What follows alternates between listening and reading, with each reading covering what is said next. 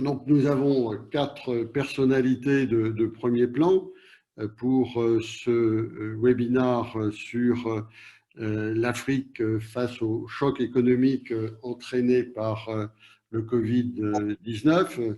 Nous avons Jean-Pierre Raffarin, qui a été Premier ministre, qui a été président de la Commission des Affaires étrangères et de la Défense du Sénat, et parmi d'autres fonctions naturellement, et qui est bien sûr le président de la Fondation Prospective et Innovation.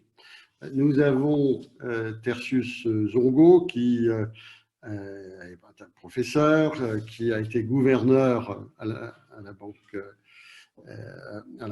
mondiale, ambassadeur et Premier ministre du Burkina Faso. Nous avons Emmanuel Pinto Moreira, qui a également eu une carrière d'enseignant, qui a travaillé dans les institutions multilatérales de Washington et qui aujourd'hui est, pour faire simple, le chef économiste de la Banque africaine de développement.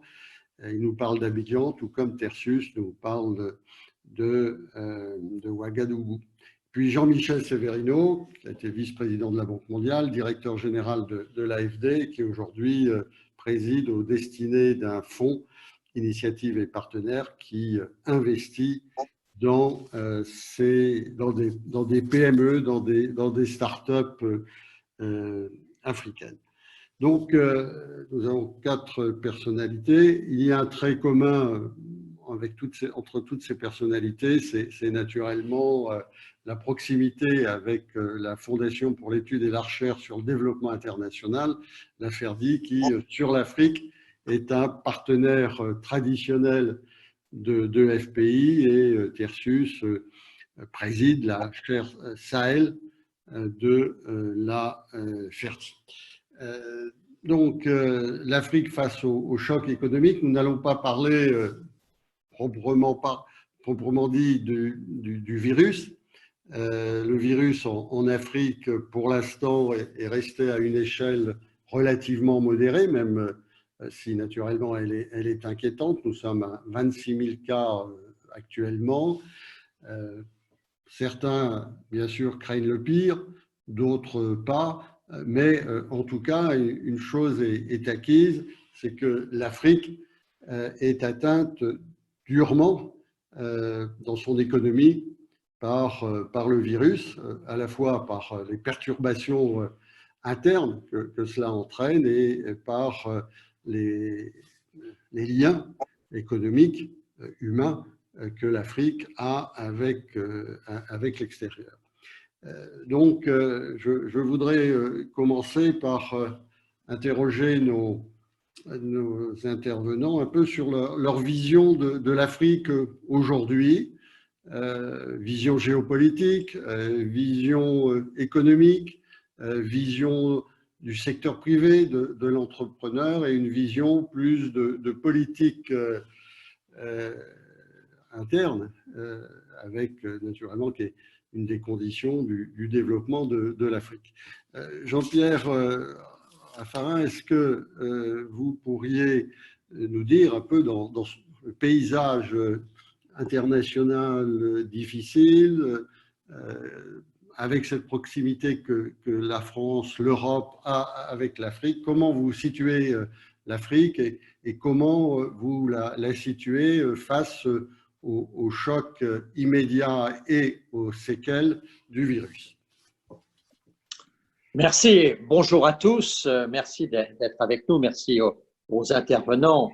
Ce que je crains en priorité, en fait, c'est la non-vision de l'Afrique, c'est-à-dire grosso modo l'absence de l'Afrique dans la préoccupation mondiale. C'est, je crois, ce qui est à craindre. Certes, on perçoit la perspective du choc africain, on va y revenir, mais tout ce qui me paraît aujourd'hui aller dans le mauvais sens, c'est tout ce qui tire les nations vers leur propre égoïsme aujourd'hui et qui fait que le continent africain risque de ne point sortir de sa solitude. C'est, je crois, le point clé. Je vois ça avec un œil très lié à la situation internationale, puisqu'avec la Fondation Leader pour la Paix, on a fait de l'Afrique un sujet aujourd'hui majeur de préoccupation parce que nous pensons que de là peut partir un déséquilibre mondial.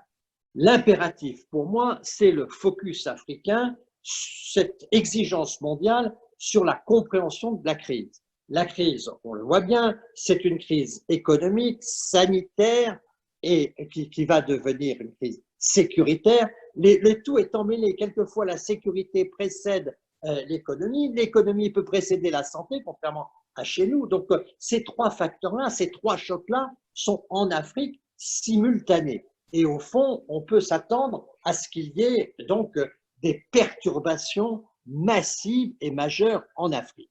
Tout cela alors que le monde entier est, je dirais, éloigné de l'Afrique par trois forces. La première force, c'est la stratégie d'éradication nationale d'une pandémie mondiale. C'est un paradoxe de la situation, mais nous sommes face à une pandémie mondiale et chacun développe une stratégie d'éradication nationale. Chacun est concentré sur son objectif aujourd'hui dans la crise et sur l'après. Et dans cet après, il est clair que ce sont les objectifs nationaux plutôt égoïstes qui aujourd'hui dominent. Premier facteur d'éloignement.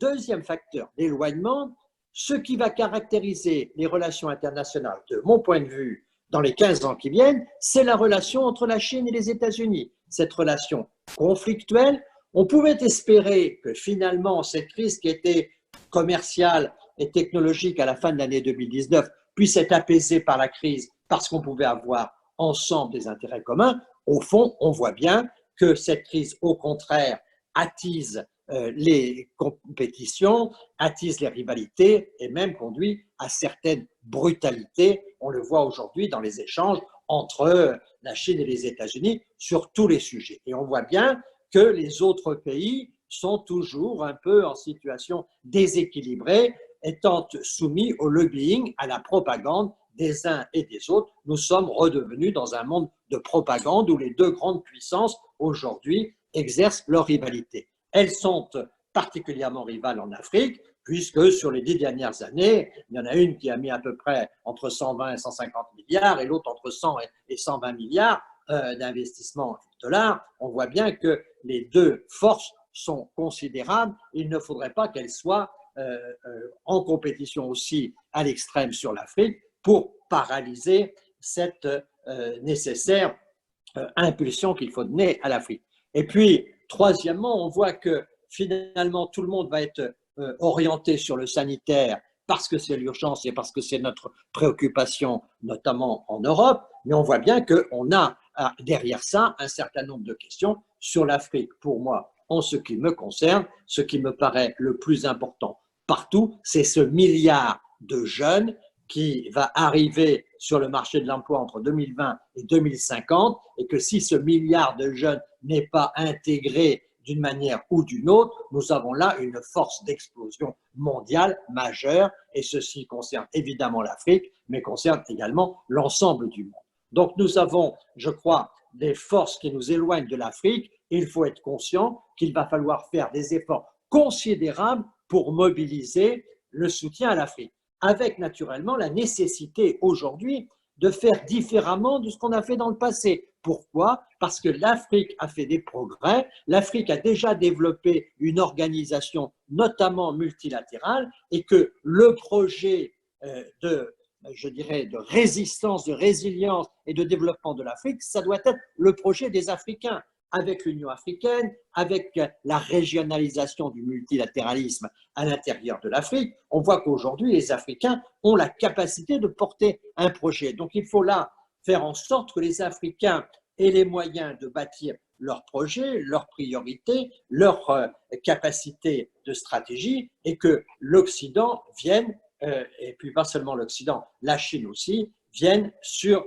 ce plan aider les Africains. Et je termine là en disant qu'un point me paraît très central, c'est qu'il est nécessaire qu'il y ait un accord entre l'Europe et la Chine, certainement, et si possible entre les États-Unis, l'Europe et la Chine, parce qu'on ne peut pas imaginer une aide européenne qui vienne finalement aider les Chinois, alors que les Chinois, par exemple, n'annuleraient pas leur dette si nous annullions la nôtre. Donc il y a là une nécessité de gouvernance mondiale et de multilatéralisme pour que nous puissions faire une mobilisation mondiale au service des Africains et sous pilotage des Africains, et qu'il n'y ait pas là des forces qui soient périphériques et qui cherchent à tirer profit de cette situation. Donc, en résumé, pour moi, l'impératif du focus africain, c'est ce qui doit nous guider, mais ce n'est pas gagné parce qu'on voit, notamment en ce qui concerne l'Europe, que notre destin euro-africain, avec cette crise, prend quelques brouillards, quelques distances avec ce qui est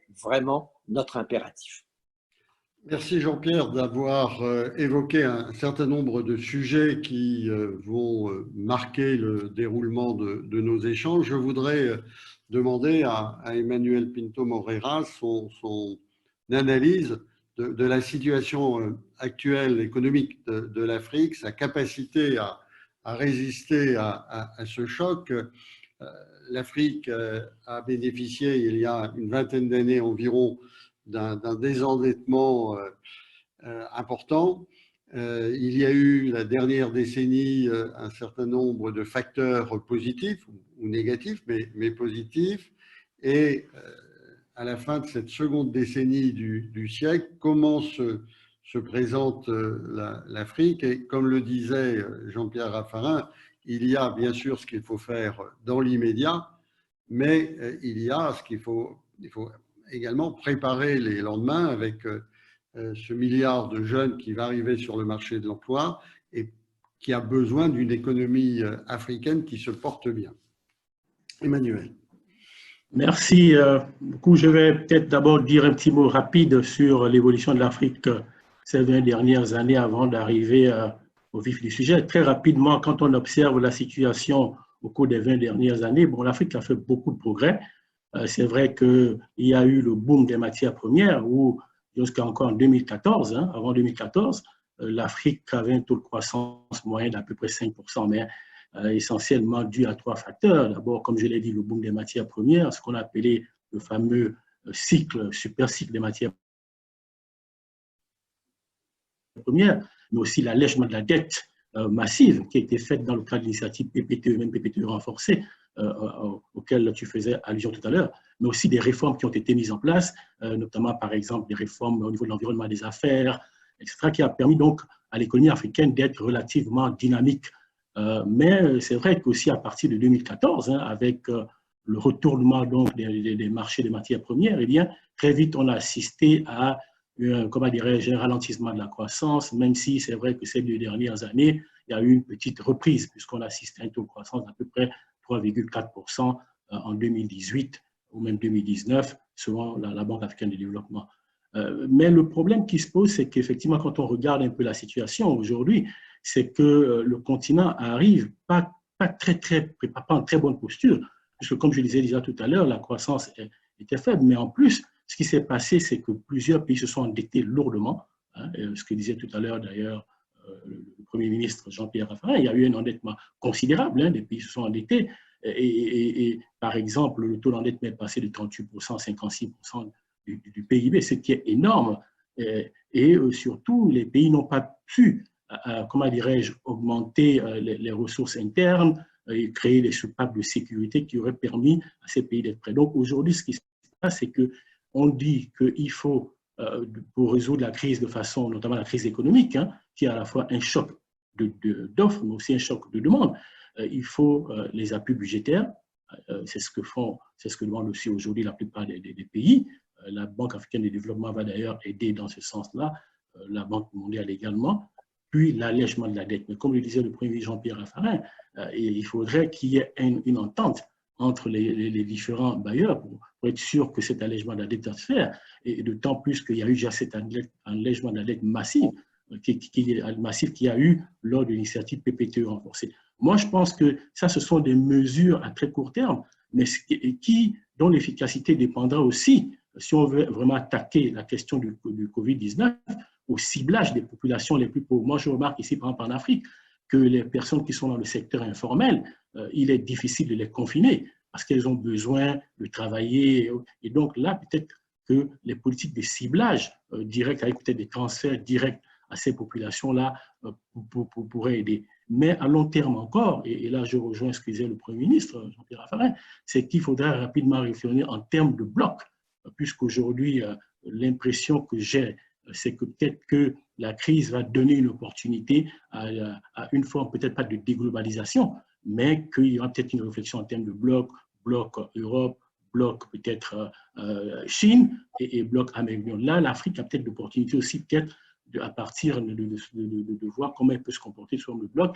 Et on a par exemple cette initiative donc, de la ZLECA, la zone de libre-échange continentale africaine, qui peut être une opportunité si encore elle est bien développée, c'est-à-dire avec par exemple, des politiques de taxation commune, des politiques de libéralisation commune, de compétition interne, qui peut positionner l'Afrique comme un bloc et permettre justement de créer des emplois pour, comme le disait tout à l'heure le Premier ministre, c'est ce milliard donc et surtout ces jeunes qui vont arriver sur le marché du travail. Voilà un peu comment résumer un peu la situation. On n'arrive pas en très bonne posture puisque les économies sont fragilisées par la dette, sont fragilisées par des déficits budgétaires, n'ont pas su créer des soupapes de sécurité financière et budgétaire massif, pour être capable d'affronter ce choc qui est un choc vraiment massif.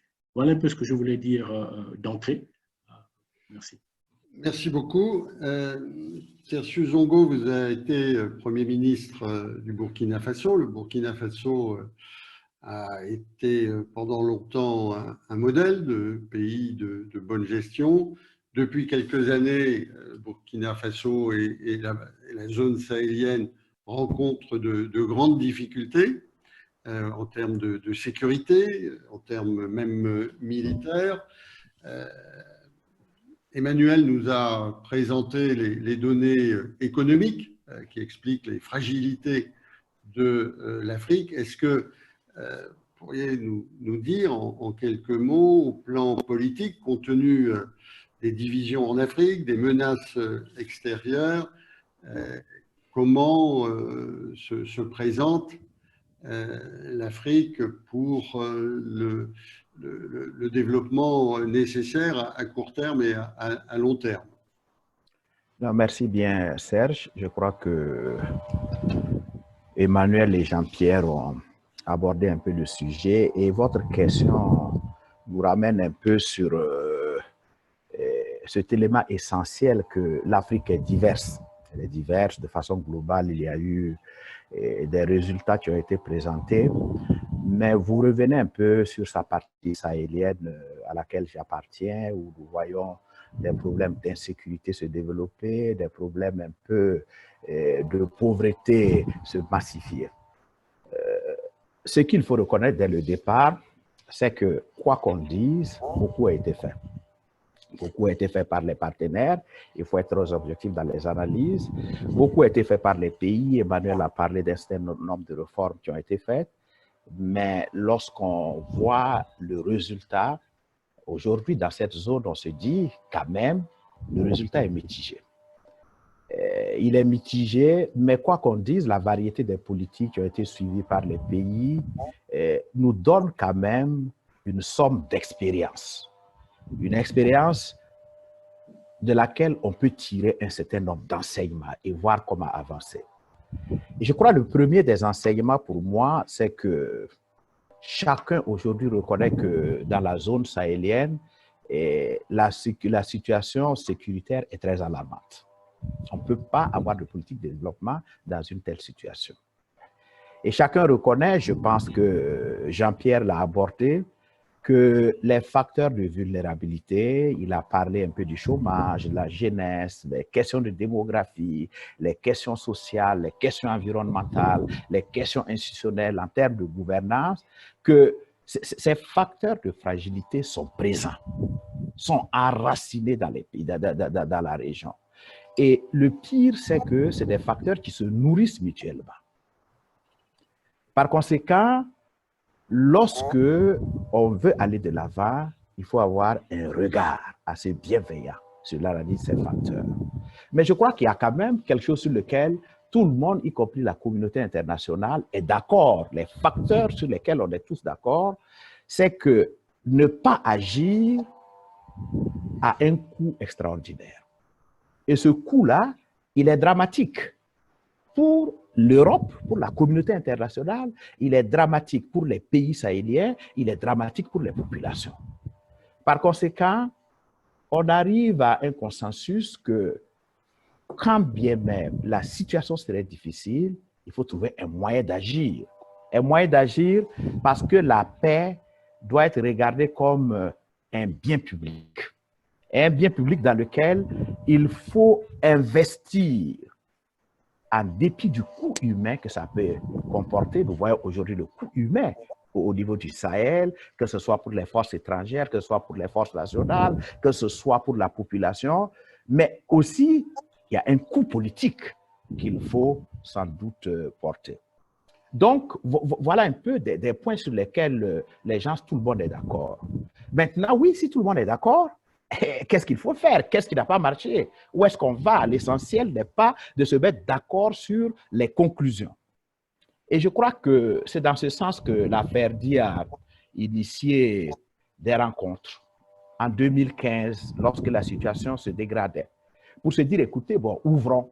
Peut-être que les questions d'économie, nous les traitons trop entre experts. Les questions militaires, on les traite trop entre experts militaires. Les questions humanitaires, c'est-à-dire la vie des nations est cloisonnée. Mais alors que le développement a besoin que tout le monde se mette ensemble, qu'il y ait un apport global. Mais comment faire pour mettre autour de la même table un militaire, qu'il soit devant un financier, qu'il soit devant un humanitaire, qu'il soit devant un diplomate? Et c'est ce que l'affaire Ferdi a fait en 2015, pendant pratiquement une année, pour discuter, voir comment on croise les différents regards. Et qu'est-ce qu'on tire comme leçon pour dire, voici les points sur lesquels nous pouvons avancer. Alors, je vous dirai 2 ou 3 mots des leçons apprises un peu de ces réunions. Peut-être qu'ils vont donner quelques lignes pour nos débats qui viennent. La première, c'est que, c'est vrai, on a eu plein de politiques économiques qui sont censées être des politiques économiques proposées par les pays que les partenaires ont accompagnés. Mais à l'analyse aujourd'hui, tout le monde se rend compte que tous ces facteurs de fragilité n'ont jamais été pris en compte suffisamment dans les politiques économiques. Jean-Pierre l'a dit, cette question démographique, ce nombre de jeunes qui vont aller sur le marché de l'emploi, comment on y a apporté une réponse dans les politiques publiques? Ces questions d'environnement, quelle est la réponse qu'on a apportée? Ces questions institutionnelles, de gouvernance. Donc, en réalité, je dois dire, ce sont des questions politiques qui s'adressent au pays. Et malheureusement, les bailleurs de fonds ont toujours eu un peu cette tendance à dire « oui, nous ne nous intéressons pas de questions politiques ». Non, on n'a pas dit aux bailleurs de fonds de faire de la politique. Ce n'est pas parce qu'on ne fait pas de la politique qu'on ne connaît pas les aspects politiques sur lesquels il faut bâtir des politiques pour avoir de la responsabilité. Naturellement, je le répète toujours, la responsabilité première, ce sont les gouvernements. Un deuxième élément, c'est lorsqu'on regarde les différentes politiques qui ont été mises en place jusqu'à présent, on pense qu'il faut améliorer la réflexion sur l'économie politique des pays. On a besoin d'améliorer la réflexion sur l'économie politique des pays. Pourquoi je le dis? Parce que, il faut s'appuyer sur l'histoire des sociétés. Est-ce que tout ce qu'on a fait dans nos pays, avons-nous vraiment connu la vraie histoire des sociétés? Parce que je vous dis qu'en Afrique, c'est une question qui est incontournable. Les populations, leur première loyauté ne va pas toujours à l'État. La première loyauté des populations va au clan, va à la famille. Mais quand vous regardez ces populations, vous retrouvez le même type de population, que ce soit en Côte d'Ivoire, que ce soit au Burkina. Et quelquefois, les gens font des amalgames. Moi, quelquefois, quand je vais en Côte d'Ivoire, j'ai dit à mes amis ivoiriens, écoutez, vous avez une grande partie de vos populations du Nord qui viennent au Burkina parce que les fétiches sont au Burkina, viennent au Burkina. Pendant ces périodes de rites, pendant ces périodes de sacrifices. Mais est-ce que vous croyez que ces populations qui viennent, qui font ces rites ensemble, mais la loyauté est entre elles? Donc, est-ce qu'on connaît l'histoire, on a connu l'histoire des populations? Est-ce qu'on a connu leurs besoins réels pour pouvoir élaborer des politiques sur lesquelles ces populations elles-mêmes se reconnaissent? Naturellement, j'ai parlé du regard croisé. Nous voyons en Afrique, malheureusement, on a des chercheurs qui sont sur des questions spécifiques pendant des années, qui ont une très grande connaissance. Mais lorsque vient le moment de l'élaboration des politiques publiques, c'est l'administration publique, c'est les politiques et les techniciens de l'administration qui le font. Pourquoi ne pas ouvrir? Pourquoi ne pas asseoir un militaire? Pourquoi ne pas asseoir un de l'humanitaire? Et l'essentiel de cette ouverture, de cette table à laquelle tout le monde vient s'exprimer, comme le disait Jean-Pierre, c'est de se mettre d'accord. Il y a un minimum de consensus sur ce qui doit être fait. Et à partir du moment où il y a le minimum de consensus, on regarde dans la même direction pour y aller. Naturellement, ce sont des choses qu'il faut continuer à développer, mais je dois dire, on parle beaucoup de l'aide, mais aujourd'hui, l'aide, ni l'aide, ni la force ne peuvent se substituer à une solution politique de sortie des crises.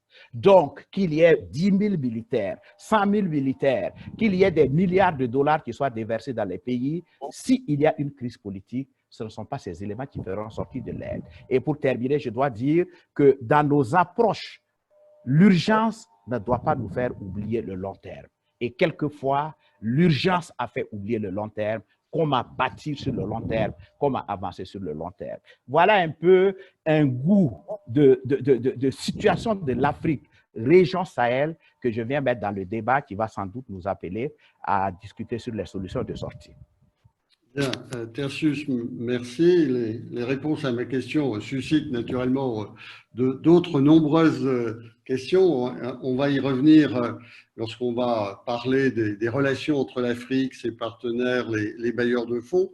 Mais Jean-Michel Severino, comme je l'ai dit tout à l'heure, vous êtes à la tête d'un fonds d'investissement qui est investi dans 150 entreprises PME, start-up africaines.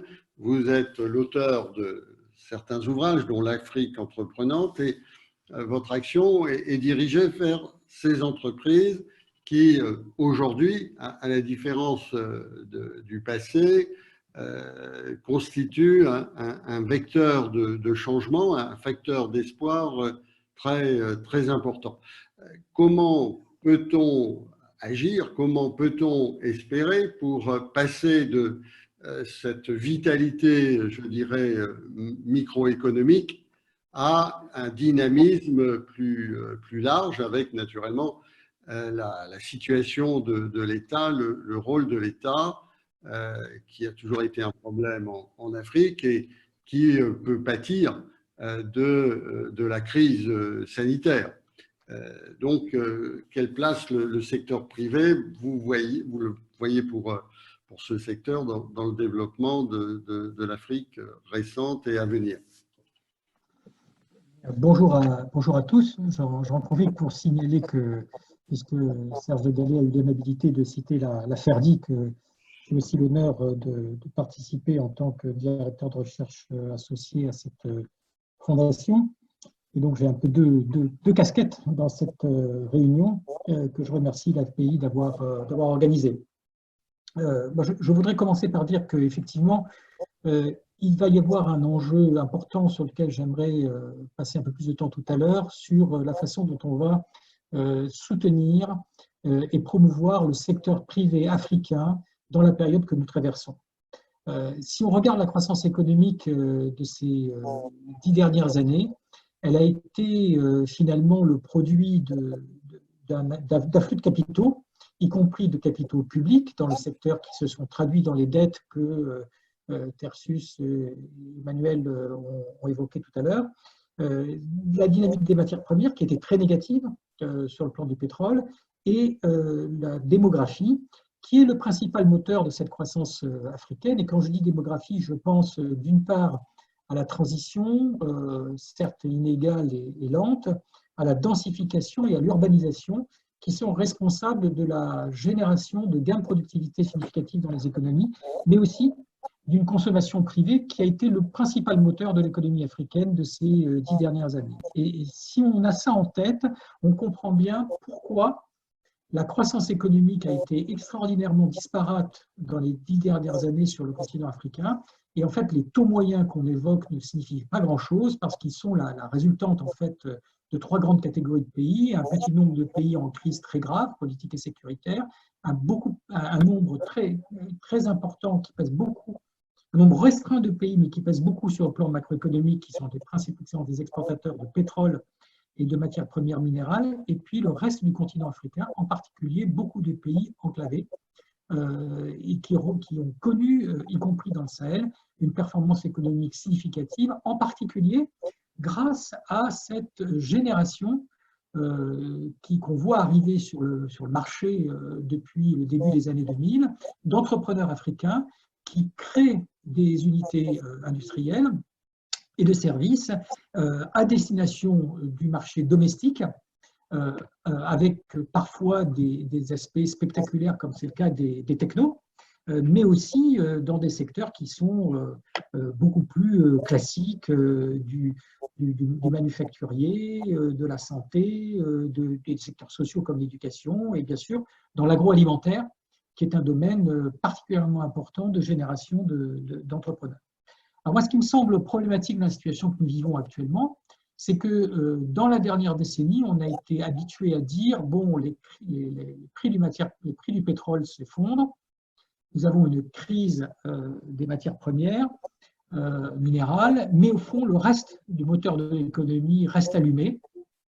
Et les trajectoires de pays comme la Côte d'Ivoire, le Kenya, le Burkina, le Ghana, etc., restent particulièrement intéressantes et positives et contribuent à la fois générées par ce tissu productif et générant ce tissu productif.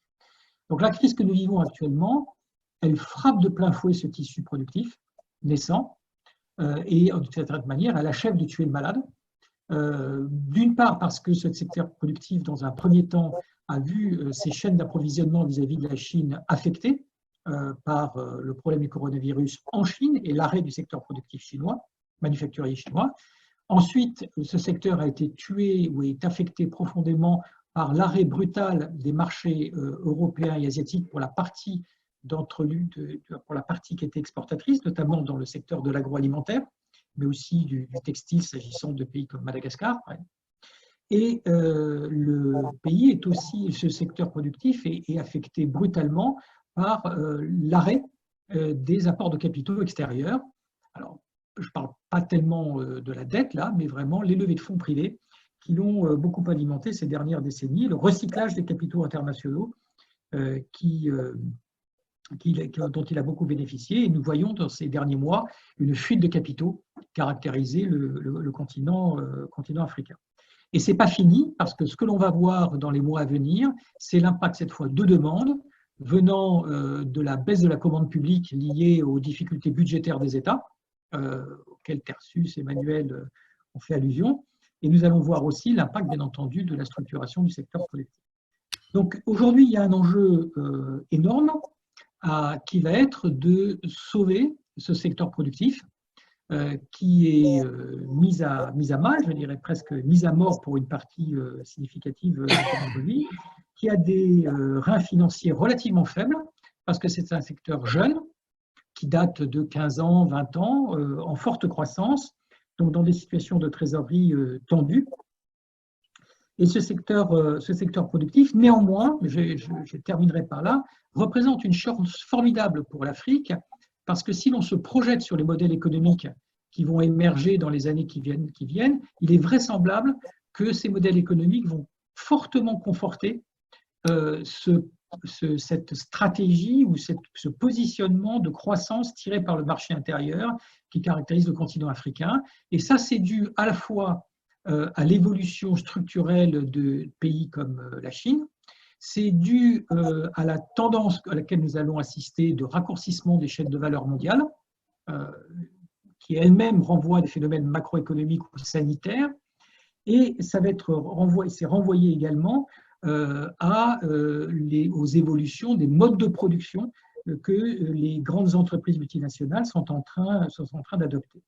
Donc, plus que jamais, dans le sort de la croissance économique dans les 10-20 prochaines années, va reposer en Afrique sur ce secteur productif orienté vers le marché domestique. Ce secteur, contrairement à ce qui s'est passé dans les 10 dernières années, est fortement en cause.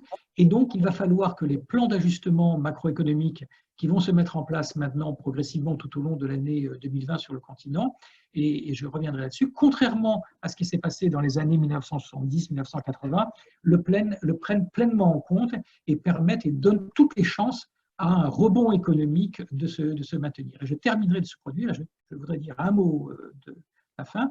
Je crois que c'est d'autant plus essentiel que, pour citer un point qui est cher à Patrick Guillaumont, le président de la FERDI, il va sans doute y avoir beaucoup plus de morts sur le continent africain du fait de la crise économique que de la crise du coronavirus, et ceci étant lié à l'extraordinaire sensibilité de la mortalité et de la morbidité en Afrique aux paramètres de croissance économique dans un climat où beaucoup de gens sont au seuil de survie. Merci beaucoup, Jean-Michel, de cet éclairage. Si on regarde la relation entre l'Afrique, ses partenaires, les bailleurs de fonds, je pense qu'il y a toute une série de questions qui reviennent dans les questions qui sont posées par nos auditeurs ou qui ont été posées par écrit pour ceux qui ne pouvaient pas être avec nous. Ma première question, c'est pour Tertius. On voit bien les conditions essentielles pour l'efficacité sur le terrain de l'aide, mais il y a d'une part le problème de la souveraineté africaine. Les partenaires de l'Afrique, et en particulier la France, sont souvent accusés de porter atteinte à cette souveraineté.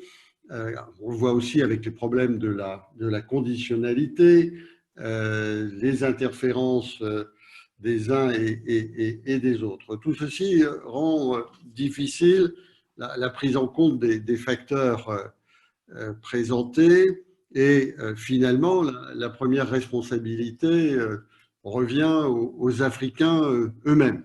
Et il y a une question qui est de dire, mais après tout, est-ce que l'aide internationale ne déresponsabilise pas les Africains et son utilité est très réduite, comme l'attesteraient les résultats de ces 60 dernières années. Donc c'est ce procès de l'aide qui est fait et également le procès de risque d'atteinte à la souveraineté des États. Je voudrais poser la question à Tertius et ensuite à Emmanuel, qui est côté des bailleurs de fonds, même africains. Ouais. Merci beaucoup, Serge, en tout cas pour cette question qui est essentielle. Je commence par ma conclusion. L'aide au développement n'a jamais développé un pays. Dans toute l'histoire économique, vous ne verrez aucun pays qui s'est développé à partir de l'aide. L'aide publique, ça n'existe nulle part. L'aide publique accompagne. C'est un outil qui accompagne. Ça veut dire qu'en réalité, le vrai pilote, c'est le pays lui-même. Mais puisqu'on dit que l'aide accompagne, pour qu'elle accompagne, il faut un certain nombre de conditions. Sinon, elle ne peut jamais accompagner. L'aide ne peut pas venir être, comme je dirais, se mettre en parallèle par rapport au choix du pays et s'imposer. Ce n'est pas possible. Donc, petit à petit, après toutes ces rencontres qu'il y a eu sur l'aide, sur le développement, un certain nombre de consensus ont été faits. Mais quand on voit, pour dire la vérité, aucun bailleur de fonds ne veut en réalité se faire coordonner par quelqu'un. Tout le monde parle de la coordination, mais personne ne veut se faire coordonner. Chacun veut se faire entendre. Les pays eux-mêmes n'arrivent pas en tant que gouvernement, parce que c'est la responsabilité première des pays. Lorsque un pays adopte une politique, je prends un exemple. On dit politique nationale du Burkina en matière d'éducation. Mais c'est une politique du gouvernement. Ce n'est pas une politique du ministre de l'Éducation. Qu'est-ce que le ministre de l'Éducation, à lui seul, peut faire pour mettre en place une politique d'éducation? Il a besoin de l'administration territoriale, il a besoin du ministre des Finances pour le financer, il a besoin du ministre de l'Hydraulique pour qu'il y ait des forages peut-être. Donc, on voit que c'est beaucoup plus une approche collégiale. Malheureusement, dans nos pays, cette approche de collégialité, se sentir concerné et accompagner n'est pas tout le temps la chose la plus partagée. Du reste, l'espèce de spécialisation qu'on a dans nos ministères, dans nos jeunes États, on dit ministre de l'Éducation, du coup, ils croient, oui, tous ceux qui sont là, notre préoccupation, c'est l'éducation. On défend coûte que coûte. Le ministre des Finances, non, c'est-à-dire cette spécialisation doit amener à décloisonner et à comprendre que la solution réside dans l'apport de tout le monde. Donc, je commence par nos pays où on n'arrive pas nous-mêmes à être solidaires des politiques gouvernementales, où on avance dans des aspects sectoriels. Aucune politique sectorielle ne peut porter de résultats si elle n'est pas soutenue par les autres secteurs. Maintenant, les bailleurs de fonds, naturellement, il y a eu un frémissement avec la mise en place de l'Alliance Sahel. Et cette alliance, quand même, quoi qu'on dise, qui regroupe des bailleurs tant bilatéraux que multilatéraux, et qui, après la crise au Sahel, après les différentes réflexions qu'il y a eu, s'est dit, mais finalement, si nous devons accompagner ces pays, dans quelle posture nous pouvons nous mettre pour que l'aide soit réellement un instrument d'accompagnement? De mon point de vue, il y a 3 aspects essentiels. On n'a pas le temps pour aller dans les détails. Mais le premier point, c'est qu'il faut que les partenaires au développement innovent en matière de schéma de financement. Et quand je parle d'innover en matière de schéma de financement, c'est voir comment on réduit les délais pour mettre en œuvre les projets. Et la réduction des délais va d'abord de la conception du projet, comment on le conçoit, comment il est en rapport avec le contexte lui-même. La réduction des délais va de tout ce qu'il y a comme procédure. Si on vous dit toutes les procédures qu'il faut faire, je suis très content que Jean-Michel et Emmanuel soient là. Je sais que quelquefois, eux-mêmes se disent, si je pouvais faire autrement, je l'aurais fait. Mais en réalité, dans ces institutions, on se trompe. Les vrais patrons de ces institutions, c'est les juristes. C'est les juristes, les vrais patrons. Vous ne pouvez pas bouger une aiguille tant qu'ils ne sont pas d'accord. Vous le faites, vous avez des problèmes. Donc, il faut arriver à réduire ces procédures pour que les décaissements soient rapides. Il faut arriver sans doute à accorder plus de flexibilité. Vous prenez des pays comme le Sahel. J'ai un financement de l'Agence française de développement sur un certain nombre de points. Je me rends compte qu'il y a plein de déplacés. Il faut arriver à prendre en charge ces déplacés sur le plan sanitaire, sur le plan de l'alimentation. Alors, je m'avais dit à l'AFD, écoutez, non, ce projet-là, c'était pour que je fasse des forages, mais écoute, j'ai trop de problèmes. Comment tu fais pour me donner de la nourriture pour ces déplacés? Il me dira, non, non, non, je ne peux pas le faire parce que regarde la manière dont le projet a été conçu, ce n'est pas pour faire ça. Mais où est-ce qu'on est là? Il faut plus de flexibilité. Il faut qu'on comprenne que les situations évoluent, qu'on adapte. Plus de flexibilité ne veut pas dire ne pas contrôler, ne veut pas dire ne pas rendre compte. Donc, ce premier point dans l'innovation en matière de schéma de financement me semble être un point important. Le deuxième point, c'est qu'il faut qu'on arrive à innover en matière d'acteurs. Les acteurs qui sont sur le terrain, ça, il faut qu'on fasse quelque chose parce que lorsqu'on regarde, et je suis très content que Jean-Michel soit là, il faut diversifier les différents acteurs. Qu'est-ce qu'on a vu jusqu'à présent? Ce sont des acteurs institutionnels ou des entreprises d'une certaine taille qui sont sur le terrain.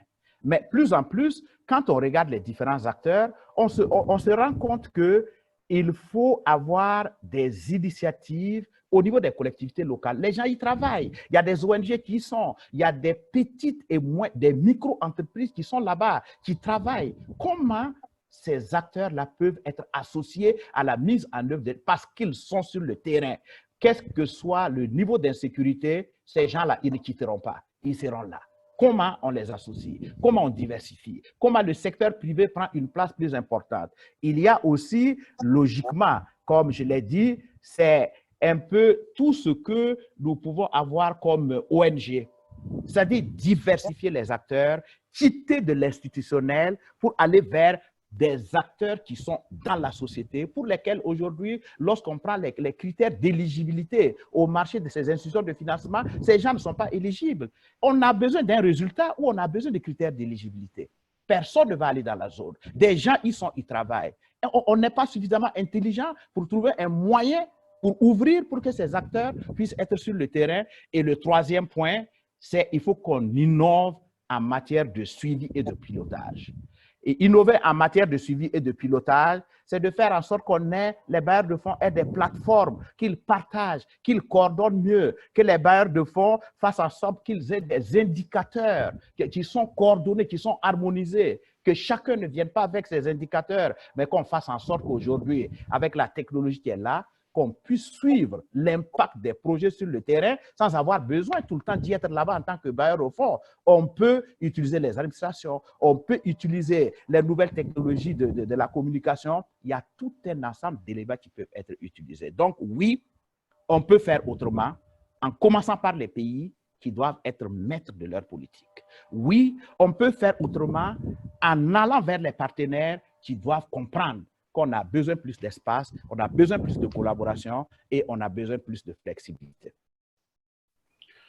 Merci Tertius pour cette présentation convaincante.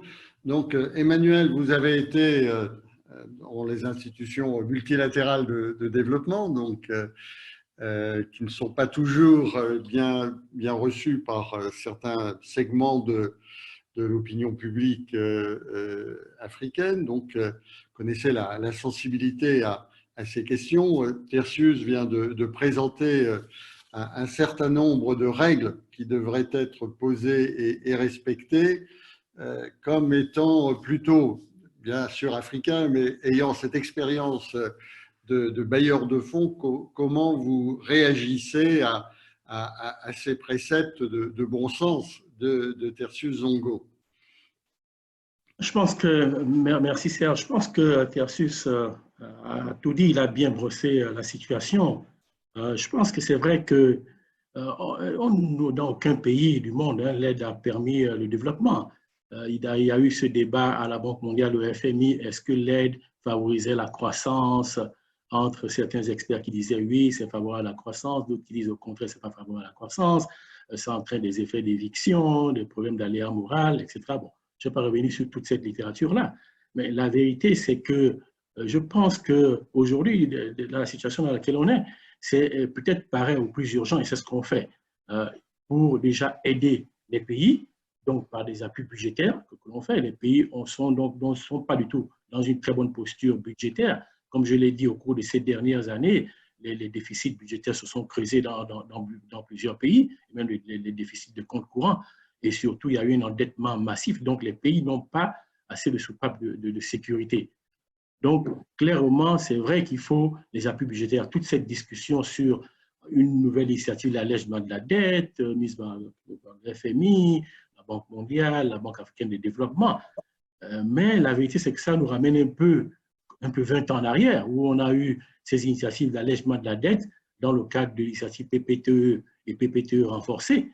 Mais très vite, les pays ont continué à s'endetter en dépit de ça. Moi, je pense qu'à court terme, c'est vrai, il faut parer au plus urgent, donc aider les pays avec des appuis budgétaires, mais surtout le ciblage des populations qui sont les plus vulnérables. Et ça, c'est toute la question du secteur informel. Je le vois ici, par exemple, si on donne l'appui budgétaire, moi, je l'ai dit aux collègues ici à la BAD, je n'ai rien contre, mais c'est fongible, c'est dans le budget. Comment cibler ces populations? Personne ne sait. Toutes ces questions de transparence, de bonne gestion des budgets, on ne sait pas. Et les populations ne sont pas directement, comment dirais-je, concernées. Je vois par exemple ici dans plusieurs pays africains où et pourtant on a mis les populations en confinement, mais elles sont obligées de sortir parce que c'est ça leur gagne-pain aussi, elles sont dans le secteur informel. Donc, cette possibilité de cibler directement l'aide sur ces populations à court terme, et surtout d'autant plus qu'aujourd'hui, on remarque que même les transferts qu'il y avait avant la crise de Covid-19, la Banque mondiale vient de montrer par exemple que 20%,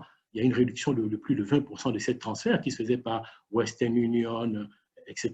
Donc ça, c'est des problèmes considérables que les pays ont. Comment les aborder ça? Et aussi, ce que disait Jean-Michel Severino, toute la question du secteur privé.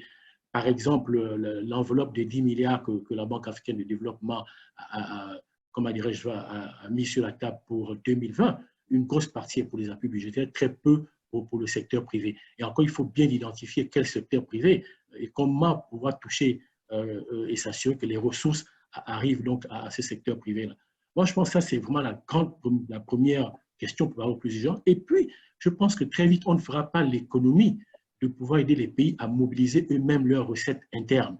Et d'ailleurs, ça me rappelle le travail que je suis en train de faire avec le département des économies, avec justement le FERDI, hein, avec le professeur Grégoire hein, du CERDI, de pouvoir aider les pays à, comment dirais-je, à mobiliser plus de recettes internes. Parce que sans ça, à mon avis, il sera très difficile de pouvoir penser à la soutenabilité. C'est toute la question, c'est la soutenabilité. Comment on peut soutenir le développement avec l'aide qui est volatile, hein, et comme Tertius le disait tout à l'heure, qui n'est pas forcément bien encadrée également. Des problèmes de coordination, j'ai moi-même participé à ces problèmes-là qu'on avait.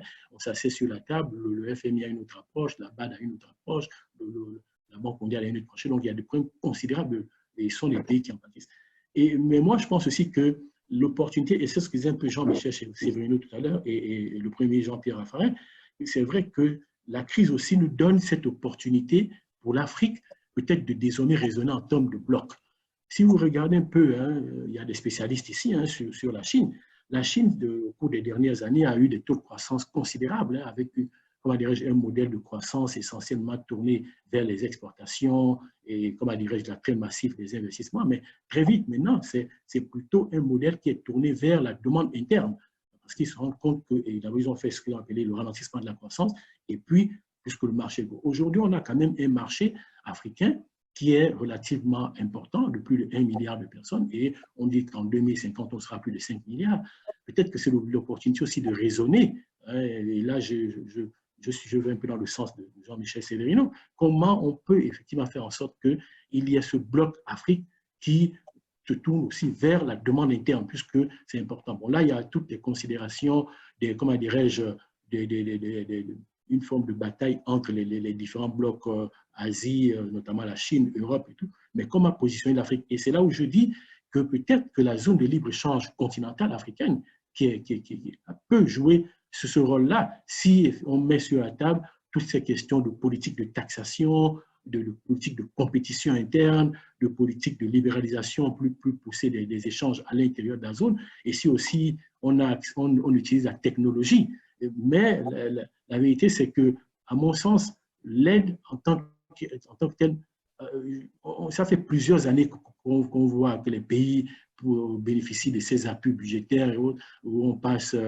Parfois, il n'arrive même pas à graduer. Des pays, plusieurs pays d'Afrique de l'Ouest sont sous des programmes d'aide de la Banque mondiale, du FMI pendant plus de 10-15 ans. Et on ne voit pas comment les pays arrivent à soutenir la croissance et le développement. Et moi, je pense que c'est peut-être aussi maintenant qu'il faut repenser ça, non seulement attaquer la question de la crise sanitaire, puisque, comme vous le savez, nos pays n'ont pas investi suffisamment dans les secteurs sociaux, notamment de la santé. On le voit, et ça, c'est pour ça que le Covid risque d'être un choc sanitaire considérable, puisqu'on n'a pas les structures de santé. C'est aussi, à mon avis, ce choc d'offres, ce choc de demande, ce choc massif peut être l'opportunité de repenser toute l'aide. Et moi, je dis c'est plutôt vers le ciblage, vers les populations vulnérables, et aider les pays à plus mobiliser leurs recettes internes et réfléchir sur ce bloc Afrique qui peut avoir une grosse demande interne. C'est un peu ce que je veux dire. Merci. Bon, on voit bien que la frontière entre le macroéconomique et le microéconomique est assez artificielle. Elle existe, bien sûr. Jean-Michel, vous avez été vice-président de la Banque mondiale pour l'Asie, donc une expérience de terrain asiatique. Vous êtes aujourd'hui donc investisseur et partenaire dans un grand nombre d'entreprises africaines. Bon, se pose naturellement la question, lorsqu'on est à l'extérieur, à l'étranger, de la possibilité d'intervenir plus ou moins directement avec les acteurs de terrain. Parce que comment faire? Il faut faire accepter par l'État, il faut être efficace, il faut bien cibler. Mais on voit qu'effectivement, c'est un moteur essentiel du décollage de l'Afrique et que ça repose, bien sûr, comme vous l'avez dit, sur le marché intérieur, mais aussi le marché continental. Comment, de ce point de vue, vous voyez la relation intra-africaine et de l'Afrique avec ses partenaires extérieurs? Oui, alors ce que vous posez comme question, Serge de Gallet, c'est de manière finalement assez concrète, quel va être le contenu des programmes d'ajustement structurel qui vont se mettre en place, qui ont commencé à se mettre en place. Il y en a un premier, il y a une dizaine de jours, qui est passé au conseil d'administration du FMI sur Madagascar. Et il va y en avoir bien d'autres, puisque la plupart des pays du continent vont venir demander des ressources au Fonds monétaire international à la Banque mondiale dans le cadre de packages macroéconomiques. Il va y avoir bien sûr des opérations d'allègement de dette, et tout ceci va être mis en relation, en conditionnalité avec des politiques économiques.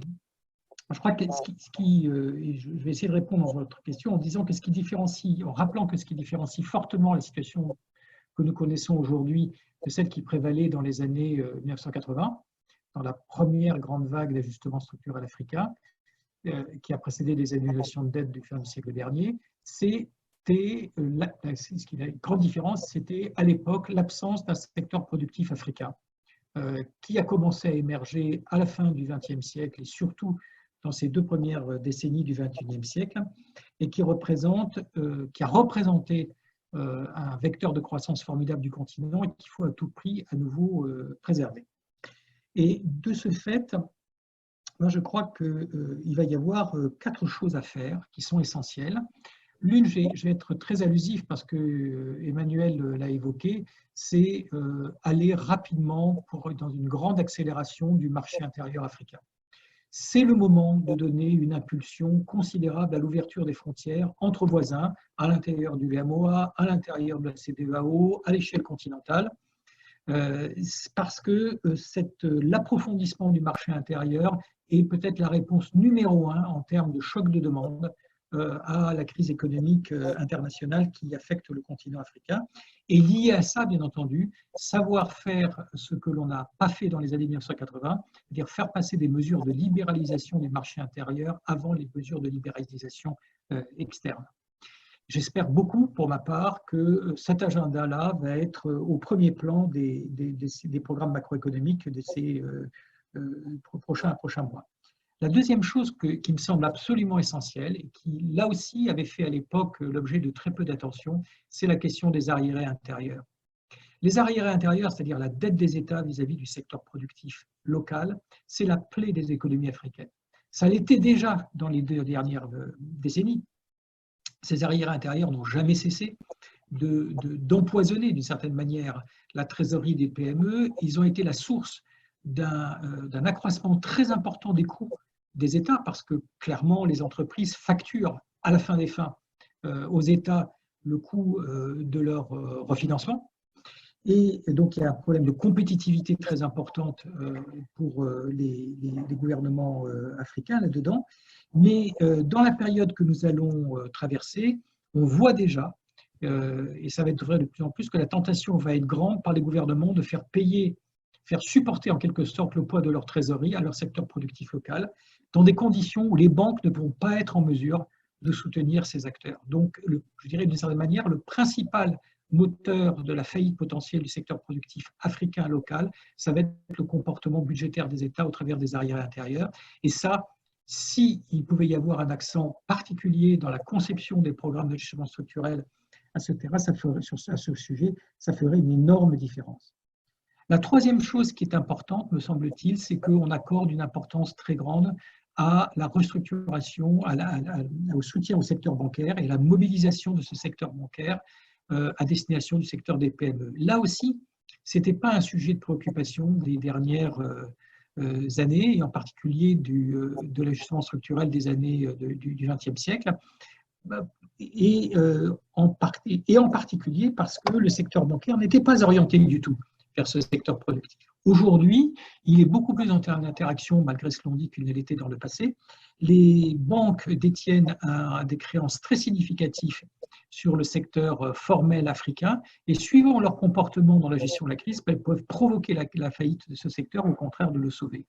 Donc il y a un travail important à faire autour de la capitalisation des banques, au travers de leur appui grâce à des lignes de refinancement ou des garanties à destination du secteur privé de petite taille. Et après tout, ce n'est absolument pas différent de ce que nous faisons actuellement en Europe à travers notre propre secteur bancaire à destination de cet univers, des PME et des PMI, voire des ETI.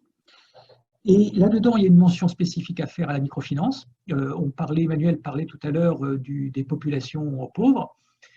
Une des façons efficaces de soutenir le secteur informel aujourd'hui, c'est de permettre aux institutions de microfinance qui sont branchées sur le petit secteur productif informel de faire leur boulot. On sait que ce secteur de la microfinance va être affecté de problèmes très graves, de montants importants des impayés, de problèmes de refinancement et de problèmes de bilan.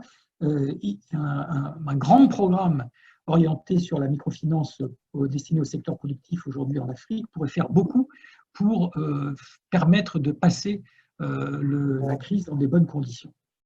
Et enfin, dernier point sur lequel je voudrais évoquer, qui rejoint un peu la question aussi de Serge de Gallet, qui est la capacité qu'on va avoir d'intervenir directement, je dirais, en termes de politique industrielle, au cœur du secteur productif pour pouvoir soutenir les PME et les startups de qualité qui sont affectées par une crise de trésorerie importante, mais qui, si elles réussissent à passer la conjoncture actuelle, à ce moment-là, représentent une chance de redémarrage rapide.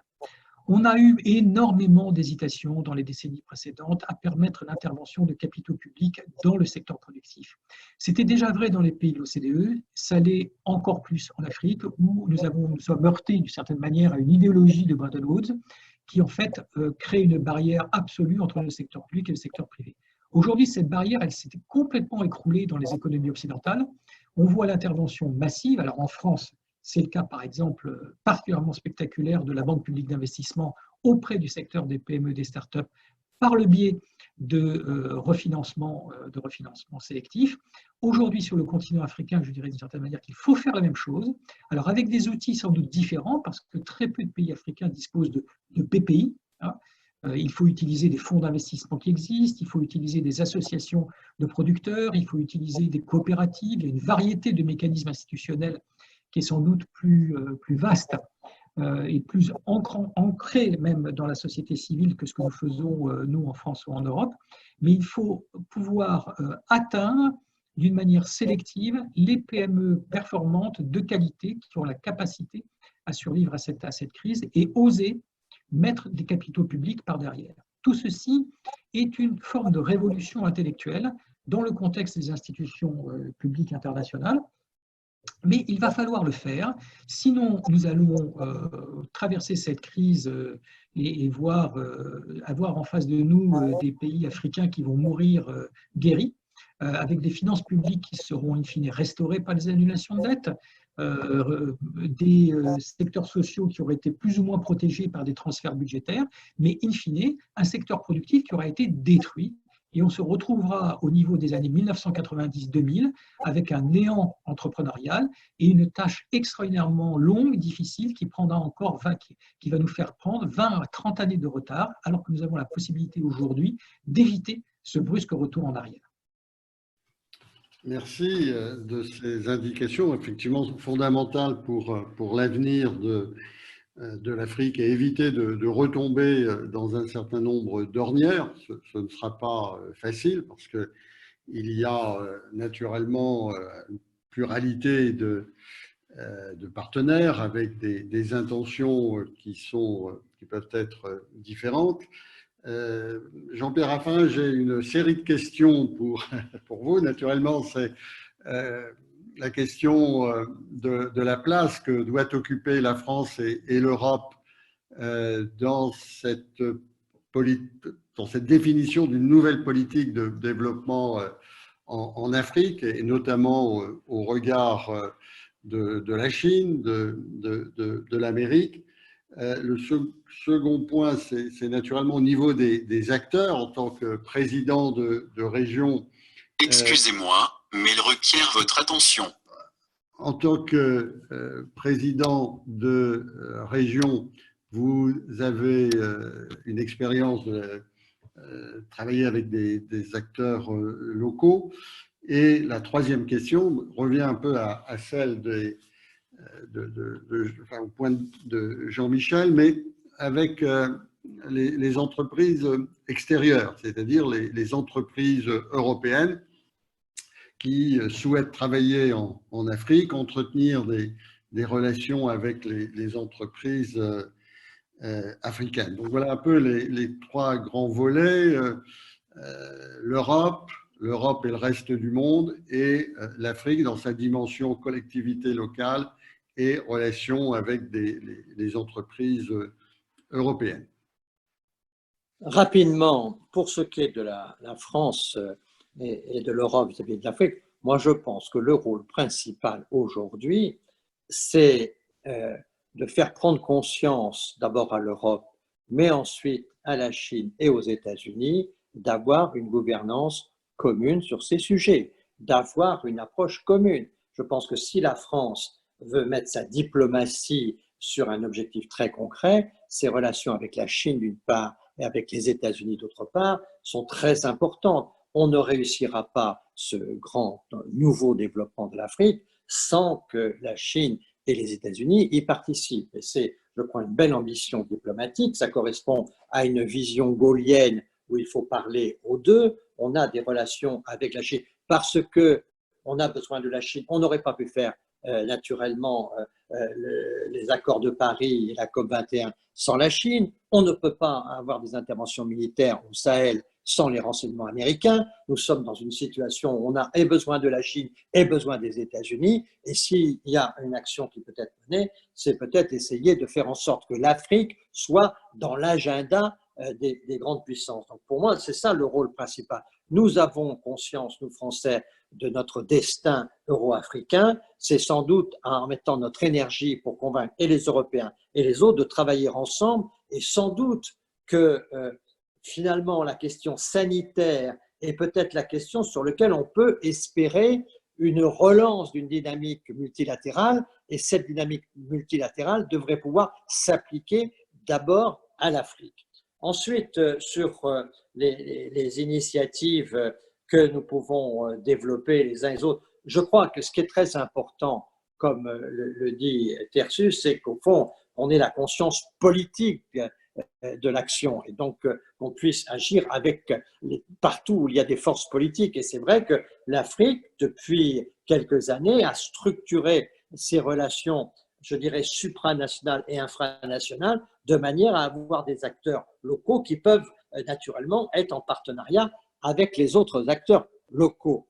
Mais au fond, j'ai trouvé notre débat passionnant, et je pense notamment à l'agenda de Jean-Michel Severino. Et ma question, c'est, est-ce qu'au fond, on n'aurait pas eu le même débat le 15 décembre 2019, ou voire au mois d'octobre? Car au fond, on est là sur une stratégie de développement de l'Afrique, parce que c'est vrai que de toute façon, le développement de l'Afrique est une urgence internationale. Mais aujourd'hui, sommes-nous, c'est une question, sommes-nous pas finalement dans une urgence et dans un contexte très différent, que la question est d'abord politique, et que si elle est politique, ce qui nous est annoncé, y compris par l'ONU tout récemment, c'est la pandémie de la faim. La pandémie de la faim, c'est les émeutes et c'est l'explosion du pouvoir politique.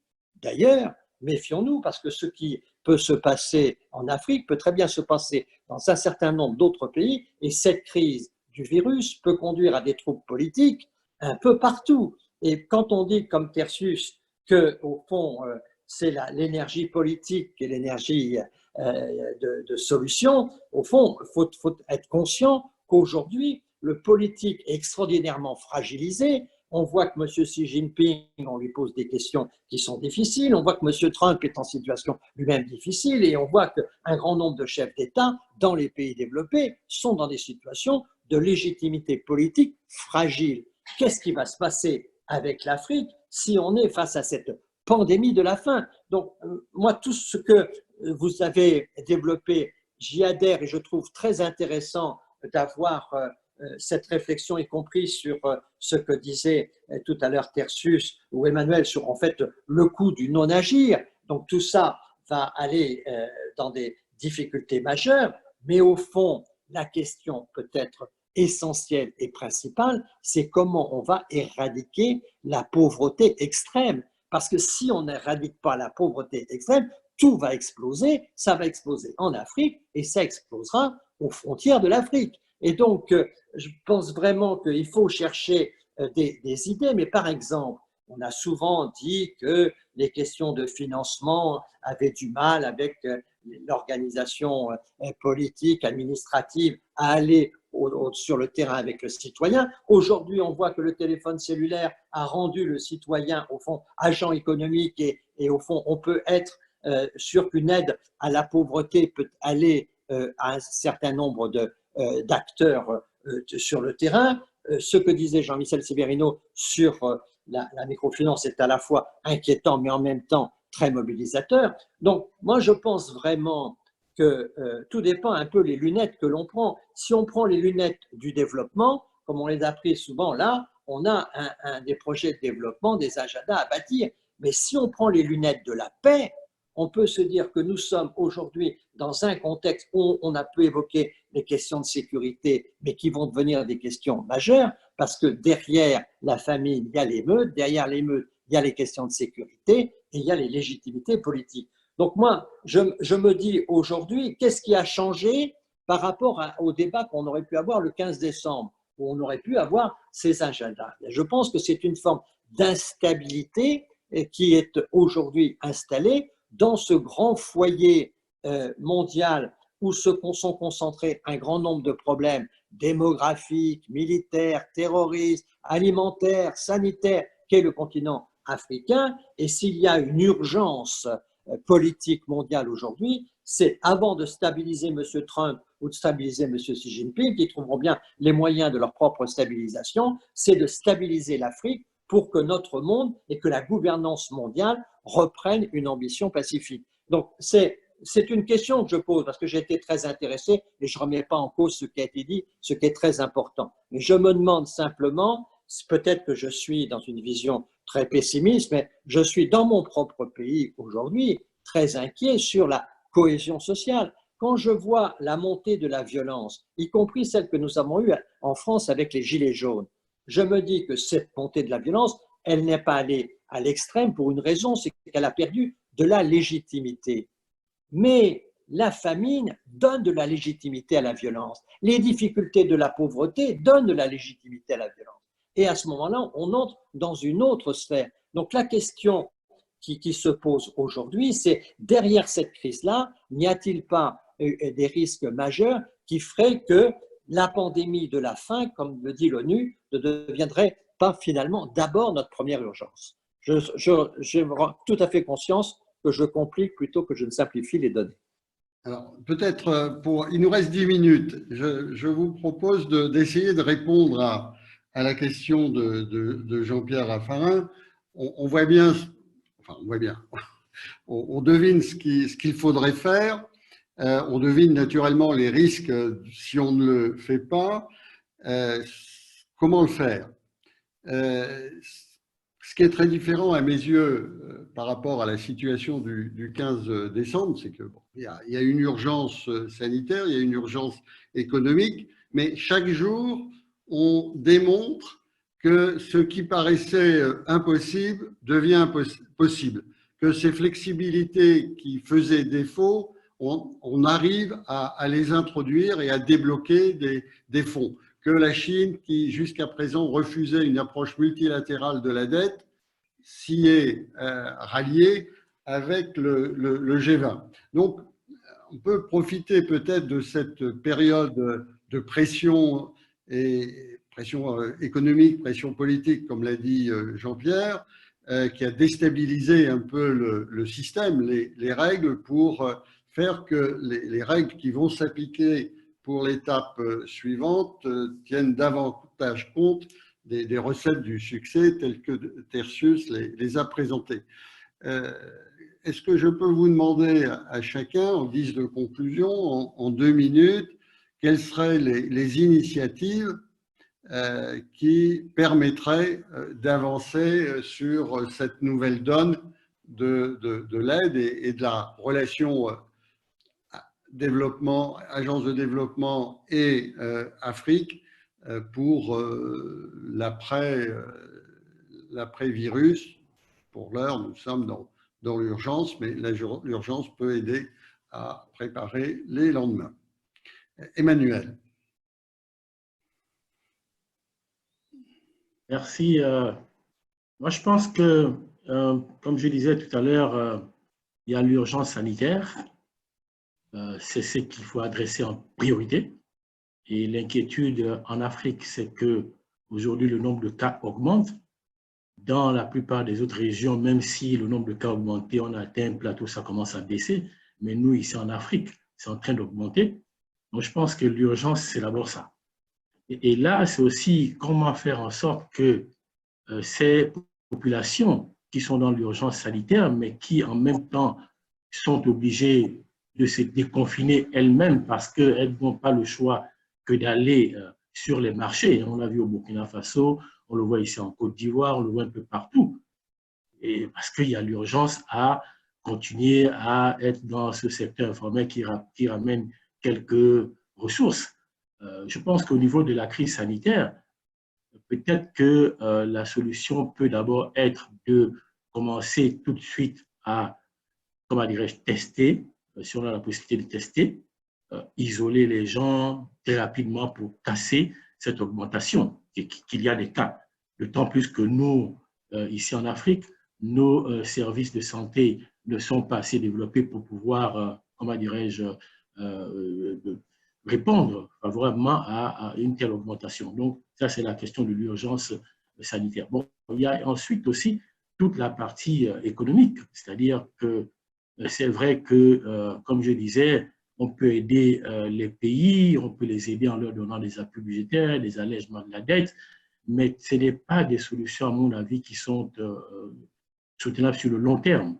Et c'est là où, justement, comme je disais tout à l'heure, il y a la possibilité d'utiliser ça comme une opportunité pour repenser les politiques d'aide à l'Afrique pour, n'est-ce pas, créer cette demande interne, ce bloc africain qui peut, à mon avis, permettre comment dirais-je, aux populations africaines de se développer. Et surtout, focaliser sur les jeunes, parce que je le vois ici en Afrique, les jeunes qui souvent peuvent constituer à la fois une opportunité, mais très vite aussi, si les jeunes ne sont pas formés, ça devient une contrainte considérable au développement de l'Afrique.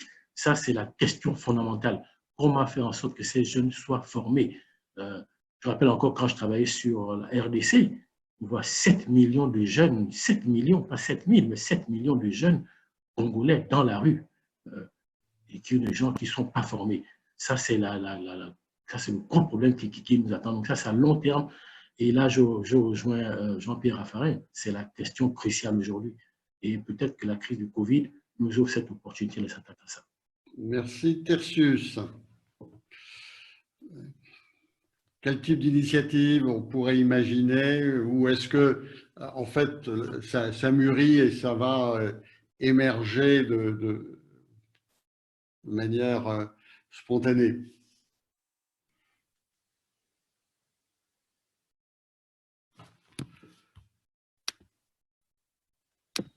Je crois qu'il doit activer son micro. Oui, voilà, active ton micro. Il est activé. Il est activé. J'avais même reçu un message. Donc, je pense qu'il y a peut-être 3 points qui me semblent tout à fait incontournables. Le premier, de où aller et comment aller, c'est d'abord, il faut sauver des vies. On a parlé un peu tous de ça. Et sauver les vies, c'est comment on renforce les systèmes sanitaires, c'est comment on vient en aide aux personnes vulnérables, on en a parlé, mais c'est comment, et Jean-Pierre a dit quelque chose qui est très important, et la FERDI, au travers de la chaire Sahel, va faire une enquête là-dessus, c'est amener les gens à respecter les mesures de prévention. Ce qui n'est pas évident.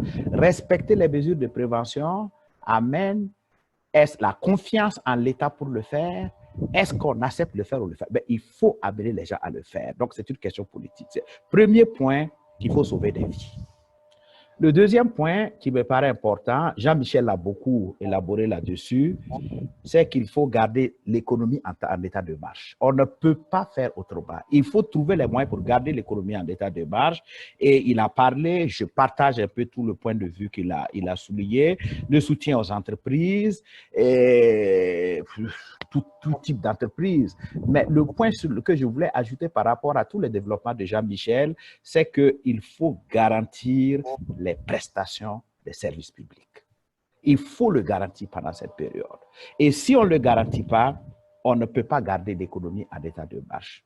Et puis, on a le troisième grand point qui me paraît important, c'est qu'il faut que nous arrivons à, comment je dirais, à planter un peu les graines de ce qui pourrait être une résilience dans le futur. Comment on fait pour sortir, résister et grandir?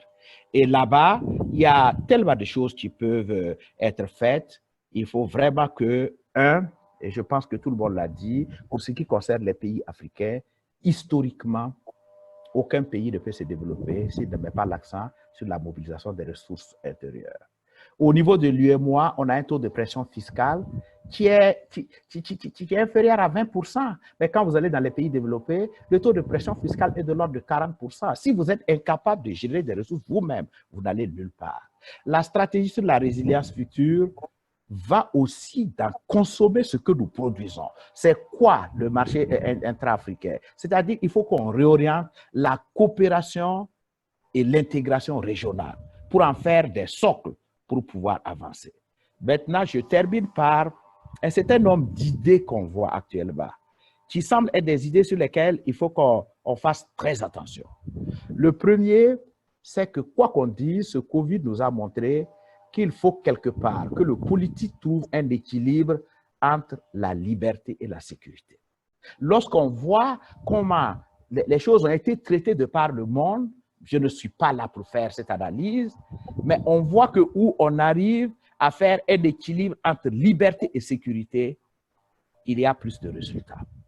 Le deuxième point sur lequel il ne faut pas qu'on s'y méprenne, Jean-Pierre en a parlé, et qu'il faut éteindre rapidement, c'est que le nationalisme qu'on voit contribue à affaiblir le multilatéralisme.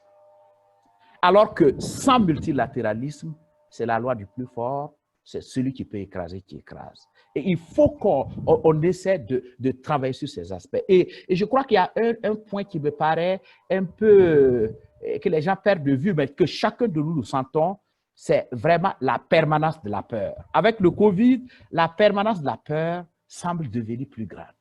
On a même peur d'aller se faire soigner parce qu'on a peur d'aller attraper une maladie, on a peur d'aller visiter un voisin. C'est-à-dire que la peur devient quelque chose de permanent, alors qu'il faut qu'on arrive à éradiquer un peu comment je dirais, cette permanence de la peur. Et puis il y a un troisième point, peut-être qu'il est plus africain que, non, un quatrième qui est peut-être plus africain que européen ou ailleurs, c'est l'installation de ce que je peux appeler la démocratie des crédules. C'est-à-dire tout le monde croit savoir tout. En Afrique aujourd'hui, avec le corona, chacun te dit non, ce truc-là, c'est pour des gens riches, on s'en fout, ça ne va rien me faire. Vous avez des développements auxquels les gens croient. Cette démocratie des crédules, il faut qu'on arrive à l'arrêter. Donc, 3 réponses. Garder les gens en vie, garder l'économie en fonctionnement, s'aimer les graines de la résilience. 3 ou 4 idées qui se développent, qu'il faut arriver à contenir. Et ce qui met le plus cher, c'est que le multilatéralisme, c'est le rempart du plus faible et il faut le garder. Merci, Tertius. Jean-Michel, en 2 minutes, quelle initiative, quelle idée forte à faire passer auprès des leaders? Je crois, moi, ce que j'espère beaucoup, ce que je souhaite, c'est que assez vite, peut-être en 2021, on fasse renaître un nouveau consensus de développement qui devra associer étroitement la Chine, les États-Unis, l'Europe avec tous leurs partenaires africains. Nous abordons cette période de crise macroéconomique majeure pour le continent africain dans un contexte où la Chine a sans doute environ 40% des créances africaines, des dettes africaines. Ce qui veut dire que rien ne peut se faire en matière de management macroéconomique sans la Chine. Soit la Chine apporte des ressources hyper concessionnelles en subventions ou en dette aux États africains, soit elle accepte des annulations de dettes massives, mais sans ça, on ne va pas passer. Et la Chine ne peut pas faire ça, ne peut pas rentrer dans cette logique qui va être indispensable pour arriver à gérer la composante financière de la crise économique et sanitaire, sans, d'une part, être rentré dans le débat de la qualité de la politique macroéconomique, la qualité de la politique économique, et d'autre part, sans devoir adhérer à un nouveau consensus de fonctionnement sur l'endettement des pays. Et ça, c'est une situation qu'on a connue entre bailleurs occidentaux et africains à la fin des années 1990 et qui a donné lieu à l'élaboration d'un cadre de soutenabilité de la dette avec tous ses défauts et toutes ses limites, que les Occidentaux ont essayé de mettre en place avec leurs partenaires africains, et nous avons vu une Chine intervenir sur le terrain africain d'une manière qui n'avait pas été anticipée et en faisant cavalier seul. Aujourd'hui, la Chine va d'une certaine... Je pense sincèrement que la Chine va payer un prix très fort à cette crise africaine. Ils vont perdre l'essentiel de leurs créances. Ça ne va pas déséquilibrer la macroéconomie chinoise, mais ça va leur coûter cher. Et soit ils renoncent à leurs ambitions africaines, ce qui est peu probable, soit ils vont poursuivre ces ambitions africaines en apprenant de cette expérience qui est au fond similaire à celle que les Occidentaux ont connue à la fin du XXe siècle. Je crois que la résolution rapide de la crise africaine, la relance, la mise à disposition de capitaux, etc., va dépendre beaucoup de la capacité de ces trois grands acteurs, américains, européens et chinois, à trouver avec leurs amis africains un nouveau mode de fonctionnement. Est-ce que ça va se passer? Je ne sais pas, la réponse n'est clairement pas dans mes mains. Elle est dans les dirigeants de ces trois grands blocs. Et bien sûr aussi des leaders africains qui peuvent jouer un rôle essentiel pour créer la plateforme et la qualité de dialogue qui va permettre à cet arrangement multilatéral de se faire. Et si ça se produit, à ce moment-là, nous aurons non seulement un environnement de gouvernance performant pour traiter la crise africaine et ses conséquences, mais nous aurons aussi sans doute un élément extraordinairement intéressant d'insertion de la Chine dans un cadre multilatéral renouvelé. Et c'est important et c'est utile pour la gouvernance mondiale, c'est utile pour la paix mondiale, c'est utile pour notre coopération à l'échelle planétaire. Jean-Michel, merci. Jean-Pierre, le mot de la fin. Écoute, moi, je trouve qu'il y a un consensus qui se dégage ici, au moins c'est déjà pas mal. En fait, il faut établir ce que Jean-Michel appelle le nouveau consensus du développement africain. Ce nouveau consensus du développement africain, on a vu quelques éléments qui pourraient le définir, j'en vois quatre. Un, protéger la vie. Protéger la vie, c'est le côté sanitaire, c'est le virus, mais c'est aussi la faim et la pandémie de la faim. Ensuite, maîtriser l'économie, maintenir l'économie en état et donc éviter le recul économique. Troisièmement, la perspective et notamment l'intégration du milliard de jeunes. Et quatrièmement, le processus qui serait le multilatéralisme. Je reprends un certain nombre d'idées autour de ce nouveau consensus du développement africain. Comment peut-on établir ce nouveau consensus du développement africain? Je pense qu'il faut le faire à partir de ce qu'on pourrait appeler le carré Severino, c'est-à-dire la Chine, les États-Unis, l'Europe et l'Afrique, tous les quatre. Je pense que c'est ces quatre-là qui peuvent le faire, mais comme quand on fait de la politique, il ne faut pas exclure les autres, il ne faut pas naturellement fermer la porte à des pays qui travaillent déjà en Afrique. Je pense à l'Inde et à quelques autres qui ont tout fait leur mot à dire.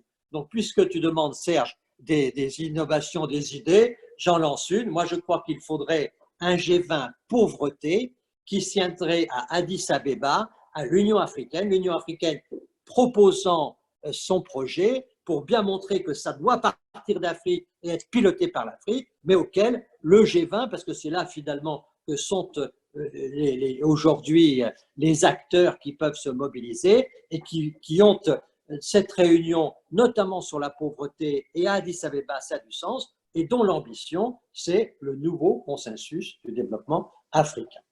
Voilà ma conclusion de nos échanges personnels.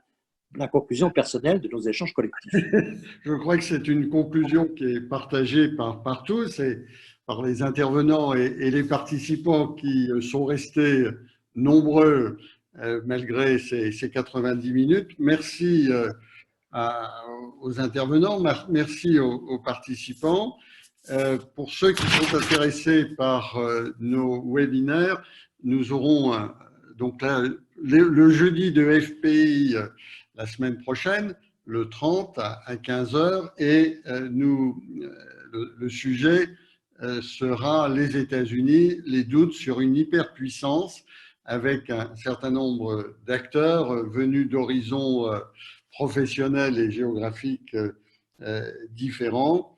Et il est clair, naturellement, sans vouloir jouer Madame Irma, que 2021 peut être une année plus favorable pour que ce carré de Severino soit un carré gagnant. Merci à tous.